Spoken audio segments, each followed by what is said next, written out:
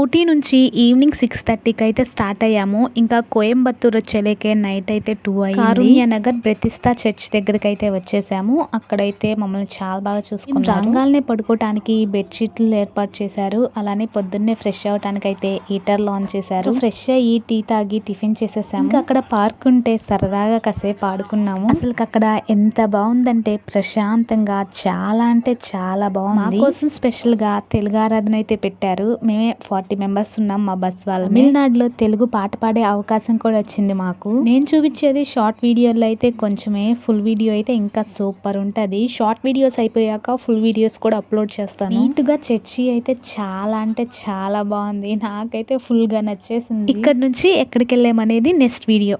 Wait for next video guys. బట్టి మీకు వందనాలని చెప్తారా? నైనానికి స్తోత్రం స్తోత్రం స్తోత్రం అని చెప్తారా?